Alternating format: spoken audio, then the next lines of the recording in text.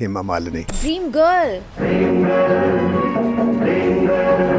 फिल्मों में काम करने से पसंद नहीं था। वो अपने इंटरव्यू में बताती हैं कि जब प्रोड्यूसर कोई मेरे पास आता था और फिल्म साइन कर लेती थी मेरी माँ, तो मैं माथा पीटती थी कि मेरी जिंदगी का एक और साल जाया हो गया। एक तमिल डायरेक्टर थे, उन्होंने देखा और देखने के बाद कहा नहीं आई एम सॉरी। उन्होंने मुस्कुरात कर कहना ये बहुत पतली है, इसमें कोई ऐसी तो बात है नहीं जो हीरोइन वाली हो, बस एक लड़की है। 4 साल ये कोशिश करती रही, इसको कोई फिल्म नहीं मिली।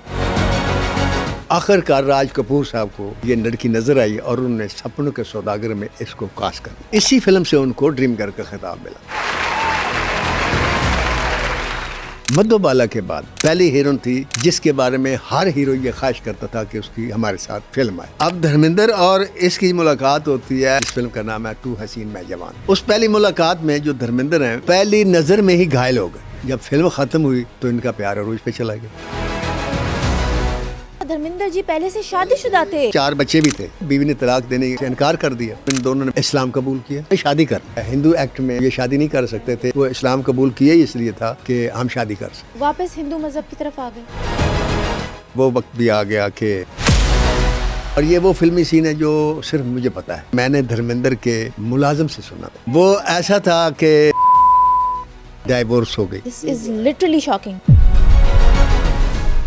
आज मैं आपको कहानी सुनाने जा रही हूँ दिलों की धड़कन ड्रीम गर्ल हेमा मालिनी जी की। धर्मेंद्र जी और हेमा मालिनी जी ने अपना मजहब क्यों बदला? क्या शाहरुख खान को बॉलीवुड में एंटर करने वाली हेमा मालिनी जी थी? धर्मेंद्र जी ने अपनी बेटी की खातिर हेमा मालिनी जी को क्यों छोड़ा? ये सब कुछ हमें बताया है नासिर अदीब साहब ने। मेरा एम एक्टर्स एंड सुपरस्टार्स जो कि हमारे एसेट हैं उनकी लाइफ को डॉक्यूमेंट करना है ताकि आप कभी भी उनका काम ना भूलें और उनकी लाइफ को मैं आपके सामने रखूं। मैं बहुत मेहनत और तहकीक के साथ आप सब लोगों की खिदमत में एक्टर्स की बायोग्राफीज लेकर हाजिर होती हूँ। और अगर आप समझते हैं कि मैं आप लोगों की जिंदगी में कोई वैल्यूएबल कंटेंट दे रही हूँ या आपको हमारा पॉडकास्ट पसंद आ रहा है तो हमारे सुनो पॉडकास्ट चैनल को सब्सक्राइब करना बिल्कुल ना भूलिएगा।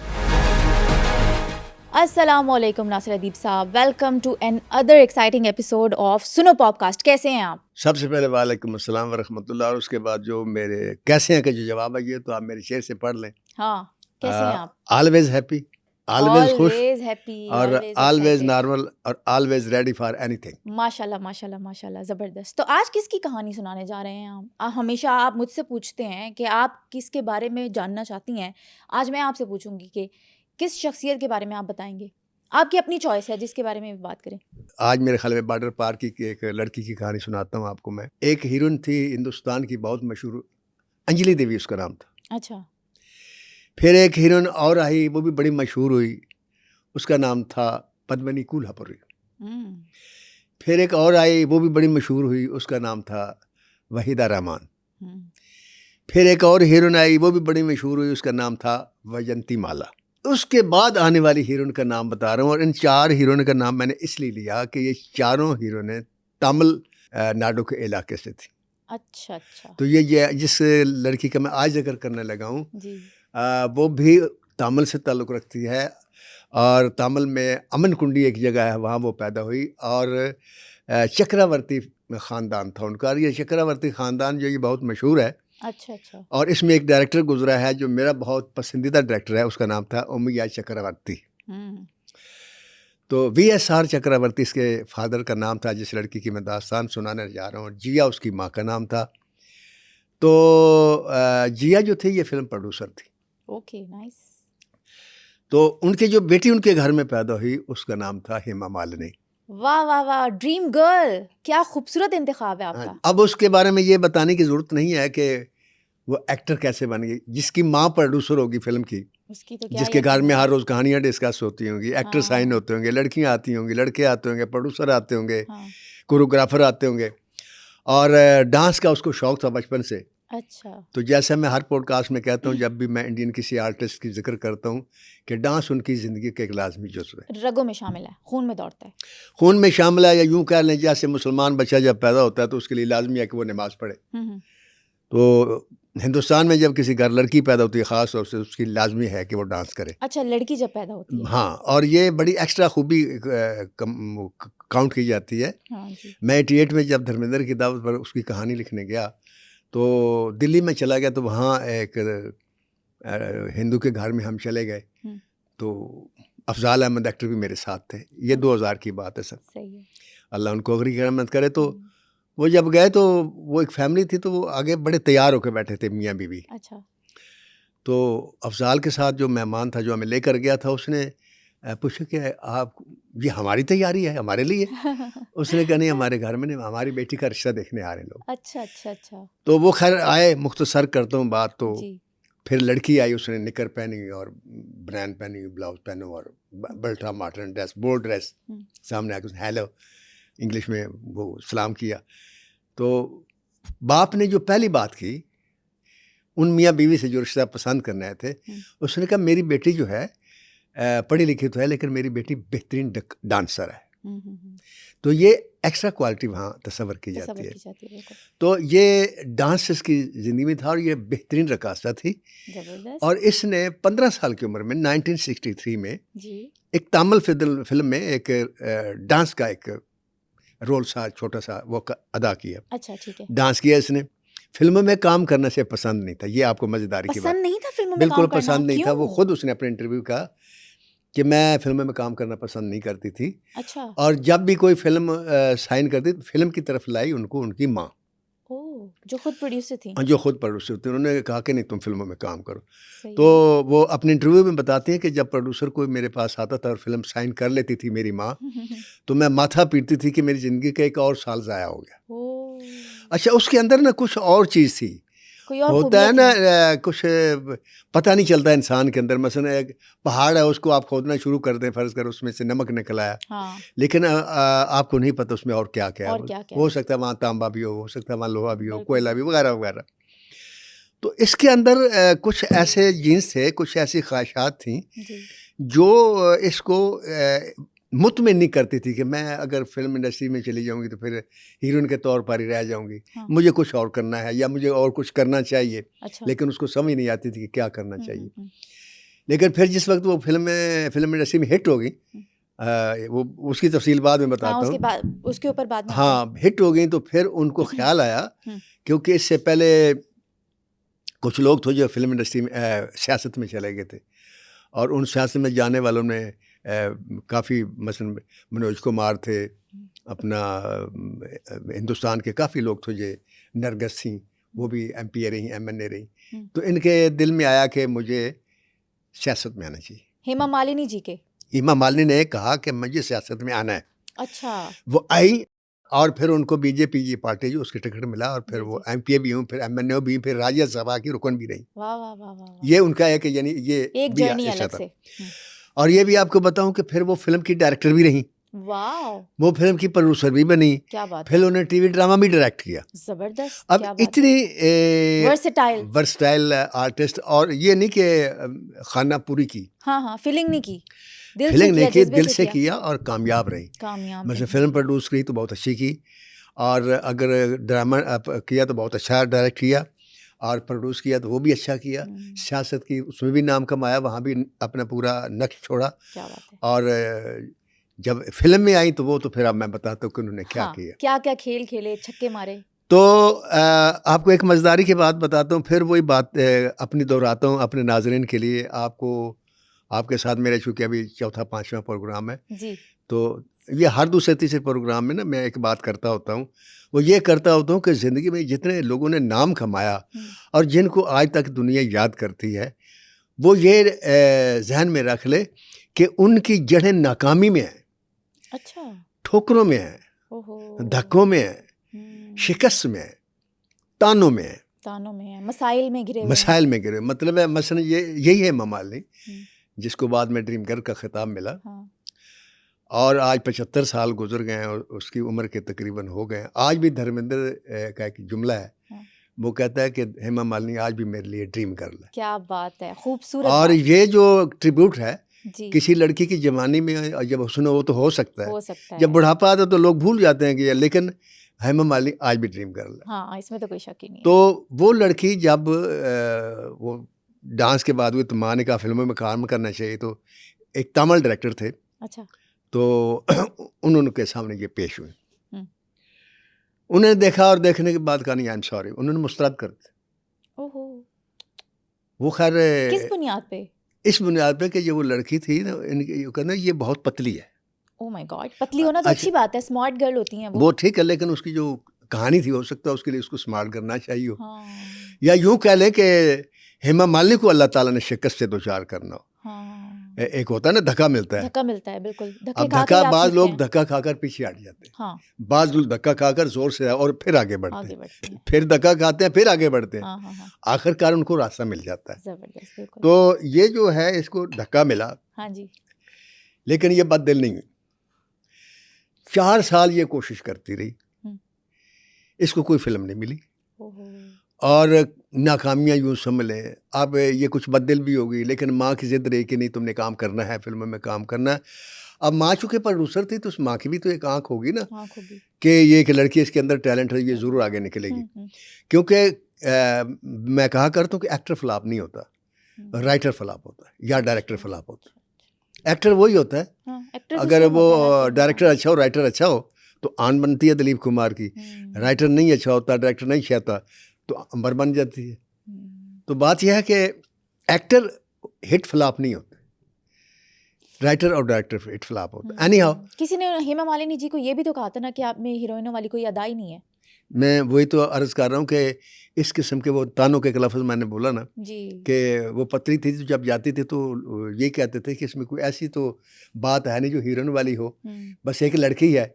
तो हीरोइन तो आपको पता है, किसी लड़की के लिए, खातून के लिए बात बहुत अब बड़ी ये है। जो बात है जिससे उसकी ज़ात की नफ़ी आप खुद समझते, आप लड़की हैं हाँ जी, कि कितनी टूटती है टूट लड़की, जाती हैं, बिल्कुल। लेकिन वो 4 साल तक ये सुनती रही ओहो। और माँ उसको कहती रही कि तुमने बनना है।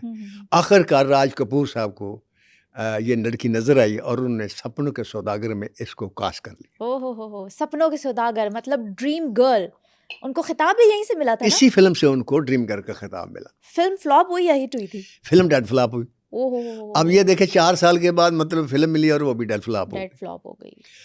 अच्छा, वो फिर जैसे कि मैंने आपको बताया कि धक्का खाने वाले बड़े लोग ये नहीं करते कि अगर धक्का मिला तो रास्ता दूसरा बदल लो। वो जिस रास्ते पर जा रहे होते हैं वो धक्के खाते खाते चलते रहते हैं। तो ये अपनी नाकामियों को समेटते हुए और बर्दाश्त करते हुए चलती रही। और आखिरकार इसको एक फ़िल्म मिल गई। उस फिल्म का नाम था गीता और सीता। फिल्म इसके एक और भी मिली, लेकिन वो यूँ कह लें कि एवरेज फिल्म थी। अच्छा। गीता और सीता वो फिल्म थी जिसमें इसका डबल रोल था।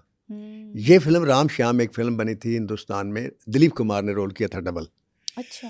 तो वो सुपर हिट रही थी फिल्म।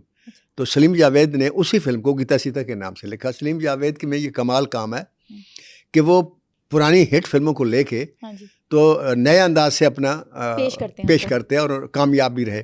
जबरदस्त। तो उन्होंने गीता सीता लिखी और गीता सीता ऐसी सुपर हिट हुई कि सुपरस्टार होगी एक फिल्म से जिसका नाम है हेमा मालिनी। वाह वाह वाह वाह वाह, क्या बात है। अब सुपरस्टार हो गई तो सब डायरेक्टर और प्रोड्यूसर का और ख़ास तौर से हीरो तमाम जितने थे सबकी ये ख्वाहिश थी कि ये हमारे साथ लड़की काम करे।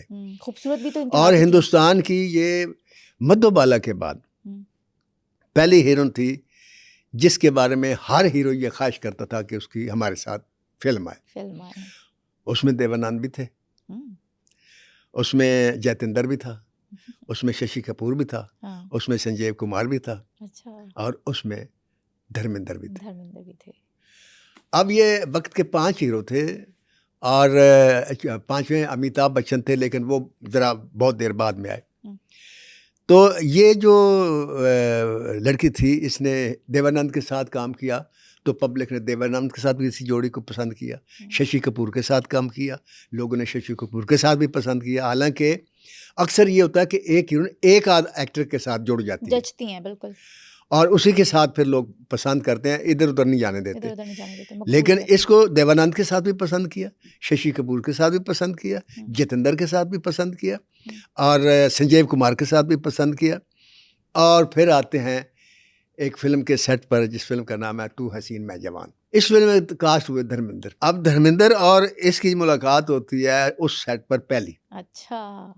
उस पहली मुलाकात में जो धर्मेंद्र हैं वो जिसे कहते हैं ना कि पहली नज़र में घायल हो जाता है। हाँ, पहली नज़र, फर्स्ट, पहली नज़र में ही घायल हो गए। और जो हेमा मालिनी हैं वो भी अपने इंटरव्यू में ये तस्लीम करती हैं कि मैंने भी पहली नज़र में मैं उनकी तरफ मुतवज्जो हो गई। क्या बात है, लव एट फर्स्ट साइट। अब ये तू हसीन मैं जवान फिल्म की शूटिंग शुरू हुई, बनती रही, हाँ। और इनका जो पसंद करने का अंदाज था, प्यार करने का अंदाज था, वो बढ़ता रहा, वो भी पाया तकमील तक पहुंचता रहा। जब फिल्म ख़त्म हुई तो इनका प्यार अरूज पे चला गया, क्या बात है। और जब अरूज पे चला गया तो फिर इनके वालिद को पता चल गया, हेमा मालिनी जी हेमा के मालिनी वालिद के को पता वालिद चल गया। और उस धर्मेंद्र को सेट पर आते थे तो वो फिर सेट पे आए एक दिन, अच्छा। सिर्फ इसलिए कि ये इसके तन्हाई के साथ बात ना करे, कोई प्रोग्राम ना बना बैठे, कोई शादी अच्छा, ना। उनको धर्मेंद्र जी पसंद नहीं थे? धर्मेंद्र पसंद नहीं थे, ये अलग बात है। बात दरअसल ये है कि हिंदू मैथोलॉजी में जी। दूसरी शादी का तस्वर नहीं। अच्छा, धर्मेंद्र जी पहले से पहले से शादीशुदा थे? पहले से ना सिर्फ शादीशुदा थे, 4 बच्चे भी थे। सनी देओल, बॉबी देओल, वो बेगल पहली बेगम से थे? जी, ओके। प्रकाश उनका नाम था। हम्म। तो साफ ज़ाहिर शादीशुदा आदमी दूसरी शादी नहीं कर सकता, हिंदू में ये तस्वर नहीं ये है। तो है, तो वो नहीं चाहते थे कि हमारी बेटी ऐसी कोई गलती करे। ओके। उधर से एक और भी एक्टर थे जो शादी करना चाहते थे, वो संजीव कुमार थे। अच्छा। एक जतेंद्र भी थे, अब वो भी दोनों शादीशुदा थे। ओहो। अच्छा, लेकिन जो जतेंद्र था और संजीव कुमार था, इसके लिए जो इसके वालिद थे उनका गोशा ज़रा नरम था। ऐसा क्यों? वो भी तो ये शादीशुदा थे। हाँ, वो भी शादीशुदा थे, लेकिन ये वजह तो वही बता सकते हैं। लेकिन इनके बकौल ये था, हेमा मालिनी के बकौल, कि वो चाहते थे कि मेरी शादी यहाँ हो जाए। अच्छा, लेकिन धर्मेंद्र जी इन्होंने के साथ। फिर खुद फैसला किया, और फिर ऐसी स्टेज आ गई कि दोनों एक दूसरे के बगैर रह नहीं सकते थे, शादी कर नहीं सकते थे, ओए क्योंकि होए। पहली बीवी या तो मर जाए या कोई ऐसा हो, फिर तो वो कर डाइवोर्स हो सकते जाए हैं। तो डाइवोर्स का सिलसिला नहीं बढ़ा है आगे? डाइवोर्स का वो नहीं ना, बीवी ने तलाक देने इनकार कर दिया। ओ हो, कश्मकश तो में आ गए। साफ ज़ाहिर है कि फिर अकेले रह गए। ऊपर से औलाद जो थी वो कोई छोटी थी भी नहीं, औलाद भी काफ़ी बड़ी और समझदार बच्चे हो गए थे। अच्छा। लेकिन वो होता है ना, मोहब्बत अंधी होती है। अंधी होती है, और वो मेरा एक मकालमा है कि दिल के सिर्फ कान होते हैं, ज़ुबान नहीं होती। वो सुनता है बोल नहीं सकता। बोल नहीं सकता। तो कानून की तरह होता है दिल भी, वो हम्म, जैसे कानून अंधा होता है, ये है वो कानून है। अंधा होता है, बिल्कुल। तो वो सिर्फ वाक़यात को देखता है, हालात को देखता है, वो हाँ, ये नहीं देखता कि मुजरिम कौन है। बिल्कुल। इसी तरह दिल जो है ये नहीं देखता कि सामने जो है वो खूबसूरत है या नहीं। उसको जब प्यार हो जाता है तो फिर वो प्यार हो जाता है। प्यार हो जाता है, बिल्कुल। प्यार हो गया, और फिर जनाब इन दोनों ने बड़ा अजीब गरीब किस्म का एक फ़ैसला किया, अच्छा, वो क्या? और वो फैसला इन्होंने ये किया कि मज़हब को बदल लेते। मजहब कौन सा कन्वर्ट किया इन्होंने अपना? इस्लाम कबूल किया। हेमा मालिनी ने अपना नाम रखा आयशा, अच्छा, धर्मेंद्र ने अपना नाम रखा दिलावर खान। ओके। 21 अगस्त 1979 की ये बात। तो दो- लोगों ने कबूल कर ली इस दोनों चीज़ ने को? शादी कर ली। लोगों ने कबूल किया, रिएक्शन क्या दिया? जो बीवी का रिएक्शन है वो तो आप समझ सकते हैं, लड़की जो होता है, और औलाद जो थी, धर्मेंद्र जो था ज़रा दबंग आदमी है, हाँ। बदमाश भी है, जैसे सलमान खान है ना, मार कुटाई करने जी, वाला, जी, जी, जी। ये भी गुंडा है, और बाकायदा मैंने तो अपनी आंखों से देखा है हाँ जी। कि डायरेक्टर तक कांपते हैं इससे जब ओके। सेट पर होता है, और इसकी मर्ज़ी के ख़िलाफ़ कोई बात नहीं करता। तो साफ ज़ाहिर है ये टैक इसका घर में भी होगा, लिहाजा घर वालों ने अगर कोई एहतजाज किया होगा तो वो घर तक ही रहा, वो अखबारों में नहीं आया कि बीवी ने कोई एहतजाज किया हो, ये किया हो। शादी कर ली और फिर उन्होंने बाकायदा रखा, और फिर काम भी वो करती रही, और शादी के 3 साल बाद उनके घर में बच्ची पैदा हुई, जो आज आर्टिस्ट है, ईशा देवल। ईशा देओल। तो फिर उसके कुछ देर बाद, साल 2 साल बाद दूसरी बच्ची पैदा हुई, और फिर एक वो वक्त भी आ गया कि अलग हो गए। कौन अलग हो गए? हेमा मालिनी और धर्मेंद्र अलग हो गए, दोनों अलग हो गए? ऐसा क्यों हुआ? ये एक फिल्मी सीन है, अच्छा, और ये वो फिल्मी सीन है जो सिर्फ मुझे पता है। ओके। ये आप ना प्रेस में सुनेंगी, ना किसी की ज़ुबानी सुनेंगी। ये मैंने सुना था, और मैंने धर्मेंद्र के मुलाजिम से सुना था जब मैं कहानी लिखने गया था। तो हुआ मुझे क्या? तो ये ज़रूरत नहीं उससे पूछने की कि भाई आप कैसे अलग हुए या क्या शादी, उसकी वजह ये कोई ना पर्सनल मैटर था। हाँ, बनता भी नहीं था।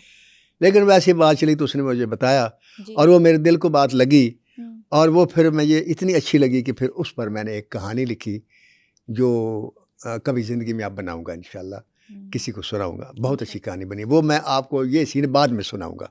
नहीं, हमें तो अभी जानना है ना, अभी आज बात हो रही है हेमा नहीं मालिनी बात जी से पे। मुराद ये नहीं कि अगले मैं पहले कुछ हेमा मालिनी के बारे और बातें कर लूं। नहीं देखिए, आपने अब एक पिंच पॉइंट छोड़ दिया और अब आप हमें तजस्सुस में डाल रहे हैं। वो ऐसे तो हम नहीं ऐसा जाने देंगे था आपको। कि धर्मेंद्र की एक बेटी है जिससे हाँ। बेपनाह प्यार करते हैं। आपको पता है, बाप बेटों से ज़्यादा बेटियों से प्यार बेटियों करते से हैं, प्यार करते हैं, बिल्कुल। और बेटियां भी माँ से ज़्यादा बाप को प्यार करती हैं।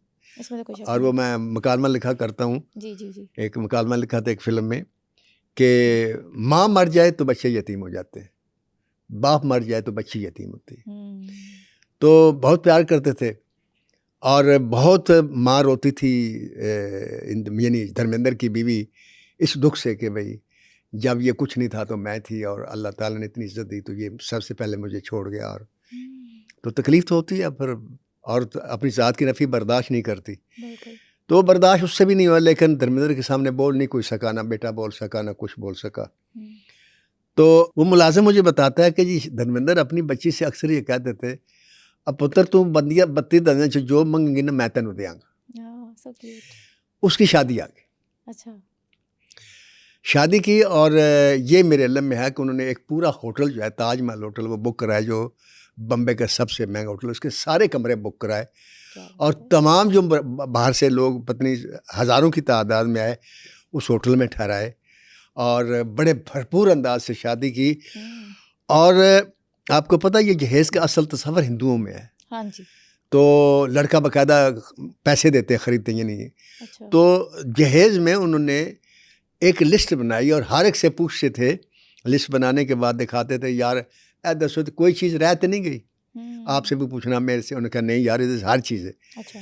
तो फिर बेटी के पास आए और कहने लगे बेटा मैंने तुम्हें हर वो चीज़ दे दी है जो तुम्हारे जहन में आएगी। तुम्हारे ससुराल में ये एक रिकॉर्ड होगा कि कोई ऐसी चीज़ भी पूछेंगे ना, वो बर्तन से लेकर सुई तक हर चीज़ मैंने दे दी, हर चीज़ होगी, कोई और शिकायत नहीं। धूमधाम से तुम्हारी शादी की।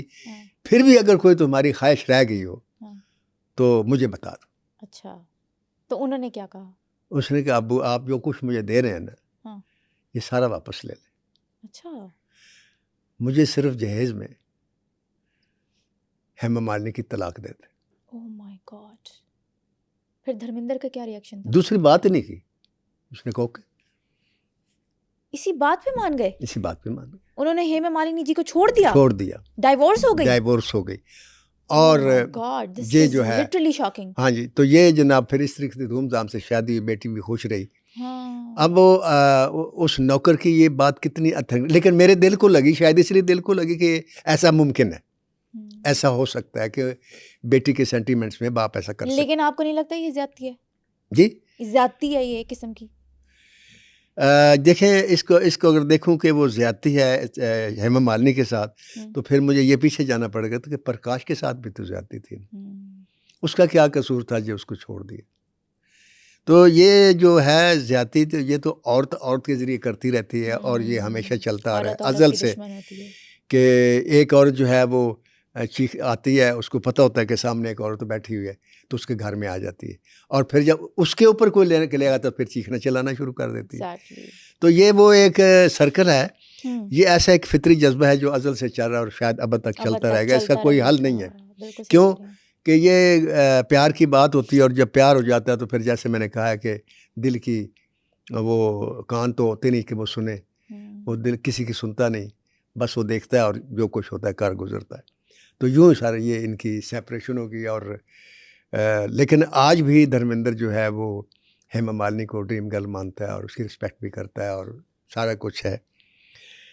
तो ये हेमा मालिनी, अब मैं उस तरफ आता हूँ इसकी आप थोड़ा सैड होगी उनकी इस बात से। बिल्कुल अच्छा, सही कह रहे हैं, ठीक है, सैड हुई हूं मैं। लेकिन आप सैड ना, उसकी वजह ये है कि जब मैंने आपसे कहा कि हेमा मालिनी शादी की और उनकी पहली बीवी प्रकाश थी, तो उस वक्त क्यों नहीं सैड हुई आप? नहीं बिल्कुल मैं हुई हूँ, क्यों नहीं हुई, ये मेरे दिल का हाल है अपना। हाँ, तो ये बहरहाल होता है, लेकिन इसलिए मैंने आपसे कहा था कि मैं आपको बाद में बताऊंगा, आपने जिद की नहीं तो पहले बता दें। लेकिन ये लिटरली शॉकिंग है, ऑडियंस के लिए भी और मेरे लिए भी। जी, तो मैंने आपको बता दिया, और जिस वक्त मैंने सुना था, आप यकीन करें मैं तो रो पड़ा था। इसलिए रोया था, इसलिए नहीं रोया था कि भाई हेमा मालिनी को डाइवोर्स, इसलिए रोया था कि यार एक बाप ने अपनी बेटी के लिए सैक्रिफाइस कितना किया है, और उस बेटी के लिए कि उसने अपनी माँ की खुशी कैसे ली वापस। ये दोनों चीज़ें थी ना, ये दोनों रुलाने वाली थी। तो ये बहुत अच्छी बात थी, मुझे बड़ी अच्छी लगी। तो इसी पर मैंने फिल्म। तो अभी धर्मेंद्र जी बिल्कुल ही सिंगल हैं या अपनी प्रकाश वाइफ नहीं, के पास प्रकाश वापस? वो प्रकाश के साथ साथ हैं, बिल्कुल। रीमैरिज जिस वक्त री मैरिज की थी जी। तब भी मेरी जो मुलाकात थी हम्म, उस वक्त हेमा मालिनी उनकी बीवी थी। अच्छा। तो उस वक्त भी भाई उनके घर में जो पहला घर था वहीं थे। ओके। मुझे नहीं पता उन्होंने हेमा मालिनी को कहाँ रखा था या क्या हाँ। कैसे, आई डोंट नो। लेकिन मेरी जब भी मुलाकात हुई उनके उसी घर में जहाँ प्रकाश थी, और मेरे जब उन्होंने अपनी फैमिली की मेरे साथ तस्वीरें खिंचवाई जी। तो वो भी प्रकाश के साथ है। अच्छा, सही। एनी हाउ, हम्म, हम आते हैं हेमा मालिनी के अब फिल्मी सफ़र पर। फिल्मी सफर के ऊपर आते हैं, बिल्कुल। गीता सीता से वो सपोर्ट हो गई। हम्म, उसके बाद फिर हर हीरो के साथ उसकी फिल्में आना शुरू हुई। हर हीरो के साथ उसकी जोड़ी, जैसे मैंने आपसे कहा, कि मशहूर हुई। हर हीरो ने उसके अंदर दिलचस्पी ली। वाह। अब लेकिन जीत गए धर्मेंद्र, ये एक अलग बात है, लेकिन उससे शादी की ख्वाहिश हर एक ने की। हर एक ने की। इत्तेफाक ऐसा है कि सारे ही शादीशुदा थे। हम्म, एनी हाउ 10 फिल्में उसने की शशि कपूर के साथ। अच्छा। हो सकता है कोई एक दो की मेरी गलती हो जाए, लेकिन 10 फिल्में की जिसमें 5 सुपरहिट थी और 5 फ्लॉप हुई। ओके, ठीक है। 15 फिल्में की संजीव कुमार के साथ 15 फिल्में। जी। ओके। 10 फिल्में सुपरहिट रही, 5 फिल्में फ्लॉप हुई। ओके। सबसे ज़्यादा फिल्में की धर्मेंद्र के साथ, हम्म, 33 फिल्में की। 33 फिल्में उसमें 18 फिल्में सुपरहिट थी और 15 फिल्में जो थी वो फ्लॉप फ्लॉप हो थी। गई। तो धर्मेंद्र जीत गए। इनकी जोड़ी भी लोगों ने बहुत पसंद पसंद की। की। इनकी जोड़ी सबसे ज़्यादा जो लोगों ने पसंद की एक्चुअली वो की फिल्म शोले से। हाँ, शोले कितने फिल्म आदमी में थे। इसने वीरू का रोल किया था हाँ धर्मेंद्र जी। ने। ये शोले फिल्म रीमेक थी, पुरानी एक ब्लैक एंड वाइट फिल्म थी। ये भी आइडियंस को मैं एक इतला दे रहा हूँ जो शायद नहीं इनको पता होगी। मेरा देश मेरा गांव एक फिल्म थी, और उसमें इसी तरह एक डाकू होता है और वो लूटता है, और उसका नाम भी गब्बर सिंह था।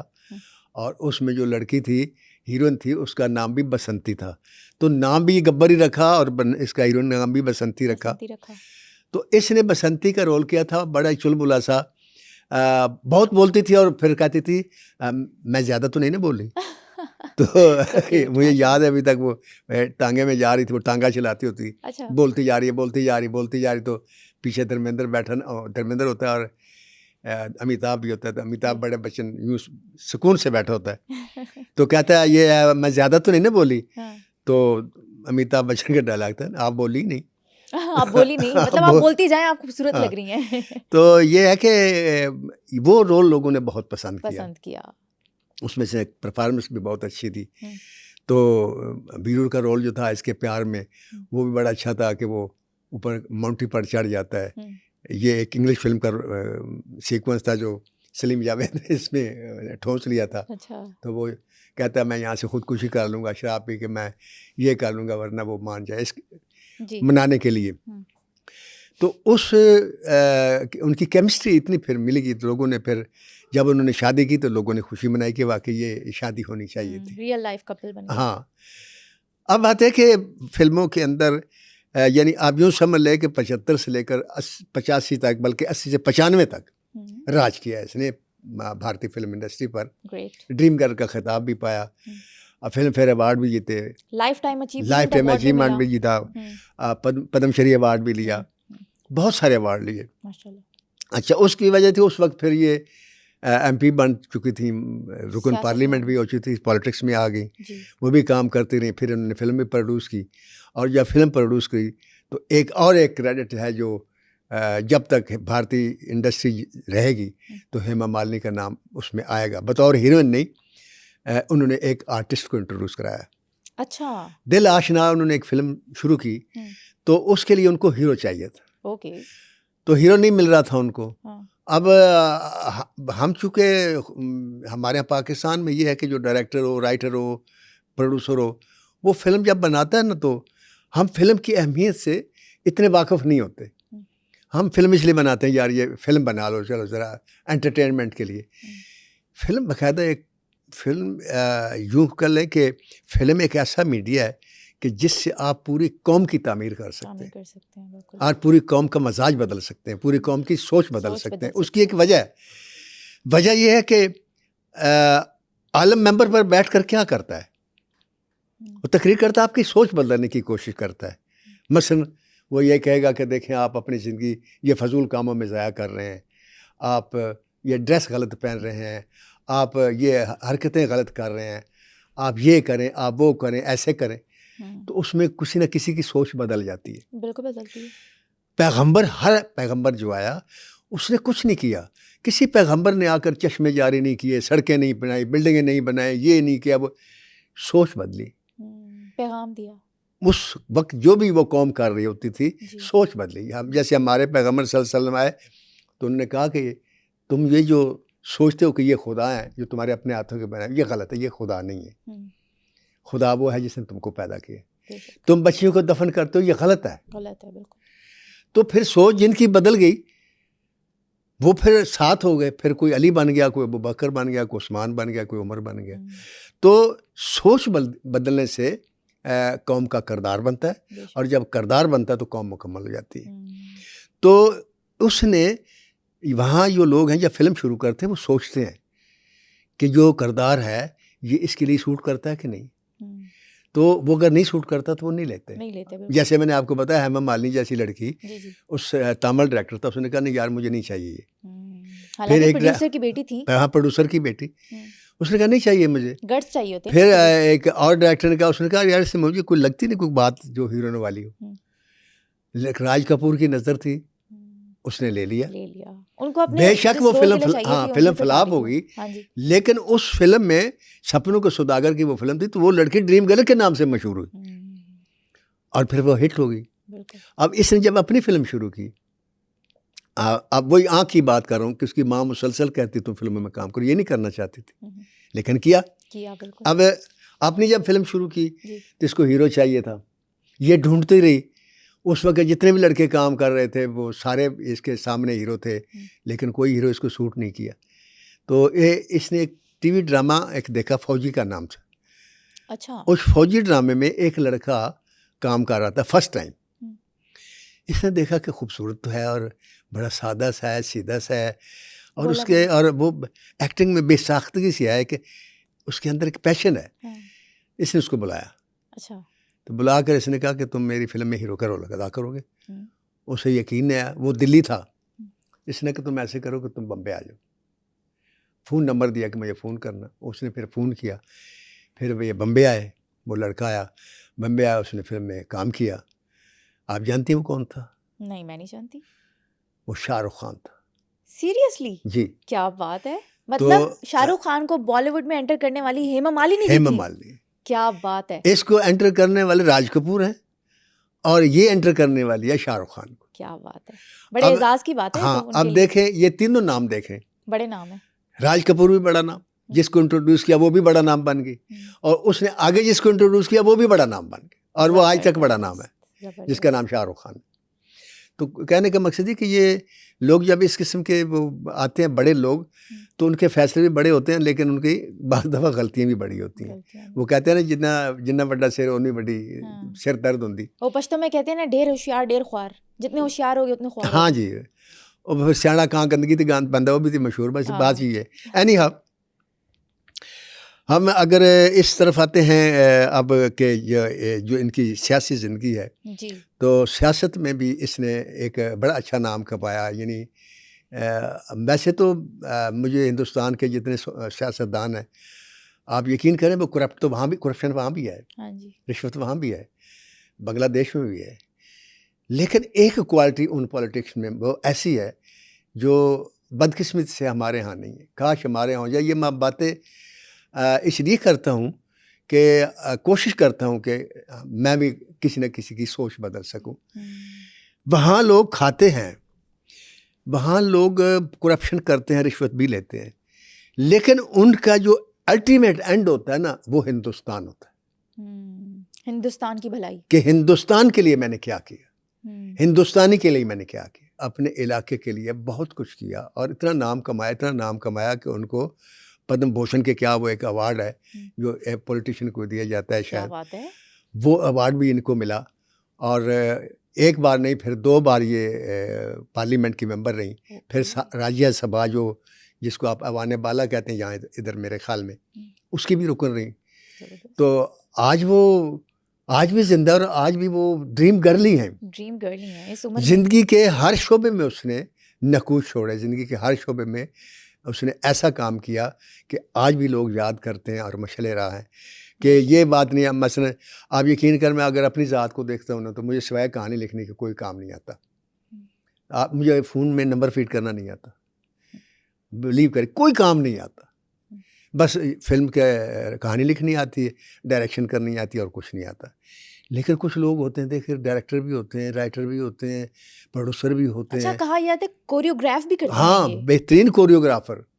खुद तो डांस डायरेक्टर, खुद तो डांस आते थे, बेहतरीन कोरियोग्राफर भी थी, तो प्रोड्यूसर भी थी। आप देखें ना, इतना मल्टीपल सियासतदान भी हैं। सियासतदान भी फिर। हाँ जी। तो लड़की एक और औरत होके हाँ, इतना तो कुछ करना, इतना कुछ करना ये कोई मामूली बात नहीं है। और Unbelievable। हाँ, तो मैं ये समझता हूँ कि ये मशले रहा है उन औरतों के लिए जो ये कहती हैं कि हमारे पास करने की क्या है, क्या है। सिर्फ ज़बानी तौर पर मांग लेना, हमें आज़ादी चाहिए, हमें ये चाहिए, वो चाहिए।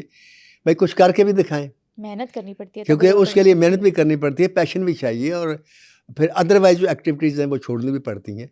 तो उसने प्यार भी किया। देखिए ना, ये भी बात है कि ये खाना उसका खाली हो कि नहीं, ये मैं ये काम नहीं करती। सही। यानी अंदर से वो एक औरत से महसूस करने वाली औरत, जज्बाती औरत, उसने हर किस्म से लिहाज से अपनी ज़िंदगी को एंजॉय भी किया। और लेकिन कोई ऐसा काम नहीं किया उसने जो उसके लिए बायस शर्म हो। मतलब है, ये दुरुस्त है कि मर्दों ने उसको प्रपोज किया, लेकिन उसने जो कहते हैं ना, गंद नहीं खोले। ये नहीं किया कि उसके साथ भी अफेयर कर लिया। धर्मेंद्र ने जब हेमा मालिनी जी को छोड़ दिया, डाइवोर्स दे दी, उसके बाद हेमा मालिनी जी ने किसी और को नहीं देखा? नहीं, कोई देखा। और मर्द उनकी लाइफ में नहीं आया? उनकी लाइफ में अगर मर्द आया होता तो आज हमें इल्म होता ना। मैं यही तो आपको बात बता रहा हूँ कि उस दौर में देवानंद जैसा खूबसूरत हीरो भी था, संजीव कुमार थे, शशि कपूर था, जितेंद्र था, ये सारे हसीन लोग थे। बिल्कुल। लेकिन ये नहीं है कि उसने जितेंद्र से प्यार किया हो तो शादी इधर की हो, या देवानंद से प्यार किया हो तो शादी धर्मेंद्र से की हो। किसी से प्यार नहीं किया। लोग उसको प्यार किया, उसी से शादी की। हाँ, लोग उसे प्रपोज करते रहे। इसने एक ही से प्यार किया और वो धर्मेंद्र थे। और जब प्यार किया तो फिर उसके लिए अंतहा तक गई, यानी मज़हब छोड़ा शादी करने के, उसको पाने के लिए। और जब शादी ख़त्म हुई तो फिर वो फिर से धर्मेंद्र हो गई है, फिर से हेमा मालिनी हो गई, वापस हिंदू मज़हब की तरफ आ गए। जी बिल्कुल आ गए। वो इन्होंने शादी की सिर्फ इसलिए थी, वो इस्लाम कबूल किया ही इसलिए था कि हम शादी कर सकें, क्योंकि हिंदू एक्ट में शादी नहीं है ना। हाँ जी, नहीं है। तो ये शादी नहीं कर सकते थे, इन पे जुर्म लग जाता है या कैद हो जाती है, जो कुछ भी होता। ये सारा नहीं लिया उन्होंने, मज़हब कबूल कर तब्दील करके शादी की। और हो सकता है अगर शादी कामयाब रहती तो सारी ज़िंदगी मुसलमान कोई इस्लाम पर ही होकर मर जाते। लेकिन जो अल्लाह को मंजूर होता है वही होता है, क्योंकि उन्होंने दिल से कबूल नहीं किया था, उन्होंने सिर्फ शादी करने के लिए कबूल किया था। तो इस्लाम जो है वो इस बात की इजाज़त नहीं देते कि आप हमें किसी मफाद के लिए कबूल करें। सही बात है, बिल्कुल सही बात है। इस्लाम ये कहता है कि जो करें दिल से करें, ईमान से करें, ईमान से करें और यकीन के साथ करें। आज हमारी बदकिस्मती ये है कि आज हम ये मानते तो हैं कि अल्लाह है, अल्लाह को मानते हैं, अल्लाह की नहीं मानते। दिल से मानो और यकीन से मानो तो फिर आप मुसलमान हैं। अगर आप दिल से नहीं मानते तो फिर आप नाम के मुसलमान हैं। तो नाम का मुसलमान होना तो कोई काम नहीं, फिर उसमें यानी जब तक आपका पैशन नहीं होगा आप उसमें आगे नहीं जा सकते। सही कह रहे हैं। पैशन चाहिए, काम में भी, इस्लाम में भी। Thank you very much. उम्मीद करती हूँ आपको ये पॉडकास्ट पसंद आया होगा। इसी तरह के मजीद पॉडकास्ट देखने के लिए हमारे चैनल सुनो पॉडकास्ट को सब्सक्राइब करना बिल्कुल ना भूलिएगा। और नेक्स्ट पॉडकास्ट में आप किस पर्सनालिटी के बारे में जानना चाहेंगे ये हमें कमेंट सेक्शन में बताना बिल्कुल ना भूलिएगा। तो तब तक मुझे इजाज़त दीजिए, अपना ख्याल रखिएगा। अल्लाह हाफिज़।